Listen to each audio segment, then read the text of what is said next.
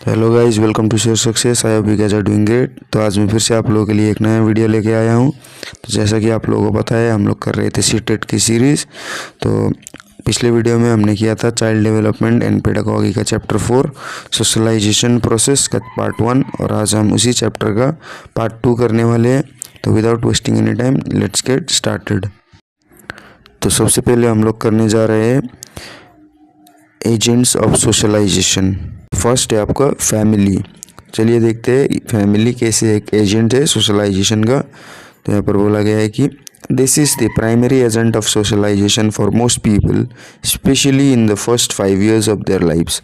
तो यहाँ पर बोला गया है कि फैमिली जो है वो काफ़ी सारे बच्चों के लिए, चिल्ड्रन के लिए अपने फर्स्ट 5 years के लाइफ में बहुत ही इम्पोर्टेंट रोल प्ले करते हैं family. The family provides the child with its first social contact with the world. तो यहाँ पर बोला गया है कि फैमिली जो है वो एक चाइल्ड को आउटर वर्ल्ड से कॉन्टैक्ट कराते हैं, यानी कि इंट्रोड्यूस कराते हैं। Learning occurs informally and the right और रॉन्ग बिहेवियर इज अप्रूव्ड और rejected through reward and punishment.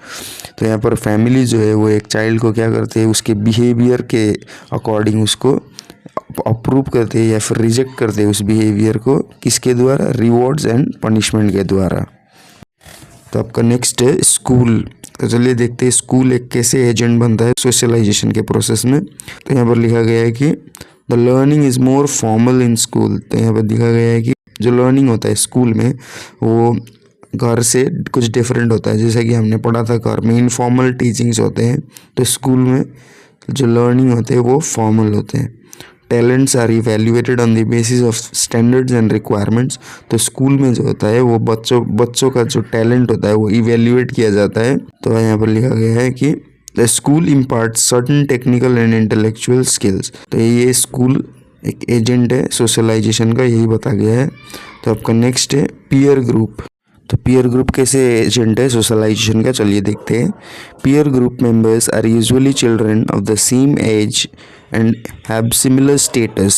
For example, a child who enters standard 1 in school and finds itself in a class of children of the same age, the whole class constitutes its peer group. तो यहाँ पर simple way में बोला गया है कि peer groups member वो होते हैं जो चिल्ड्रन के सेम एज में होते हैं और जिनका स्टेटस सिमिलर होता है।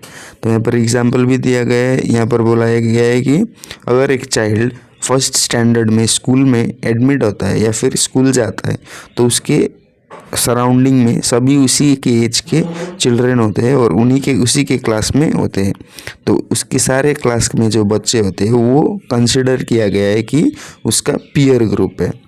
तो यहाँ पर और क्या बोला गया, चलिए देखते हैं। However as a child grows up it starts to choose its own peer group based on common interest, activities, similar income level and status. The peer group affects the individual in such issues like appearance, lifestyles, social activities, etc. तो यहाँ पर बोला गया है कि एक child जब बड़ा होता है तो वो अपने पीयर ग्रुप मतलब अपने दोस्तों को खुद ही अपने इंटरेस्ट, एक्टिविटीज़ और इनकम लेवल एंड स्टेटस के द्वारा खुद के लेवल से कंसिडर करता है या फिर चूज करता है। तो इसी प्रकार पीयर ग्रुप एजेंट है सोशलाइजेशन का। तो चलिए नेक्स्ट देखते हैं। तो आपका नेक्स्ट है role of play in socialisation. तो चलिए देखते हैं रोल क्या है प्ले का। If children do not play, they cannot develop creativity, which is very important in education.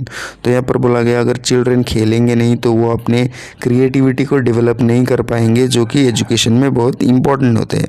Play is a key element in the process of socialisation of children. तो play key element है यहाँ पर बोला गया है। तो यहाँ पर ब्रूनर जो है वो एक स्टेटमेंट देते हैं, क्या बोलते हैं चलिए देखते हैं। तो वो बोलते हैं कि play is the principal business of childhood. तो उनके द्वारा ये बताया गया है कि प्ले जो है, खेलकूद जो है, वो प्रिंसिपल बिजनेस ऑफ चाइल्डहुड होता है। तो यहाँ पर क्या है चलिए देखते हैं। Education must take into account the modern problems of children and their understanding of the play process. Currently the types of play and games are changing as generation are changing, play is changing too. तो यहाँ पर बोला गया है कि अभी के time में और पहले जो प्ले होते थे या फिर गेम्स होते थे वो चेंज हो रहे हैं जनरेशन के अकॉर्डिंग। तो आज के लिए बस इतना ही। आई होप आप लोगों को समझ में आ गया होगा। तो चलिए मिलते हैं नेक्स्ट वीडियो में, तब तक के लिए टेक केयर।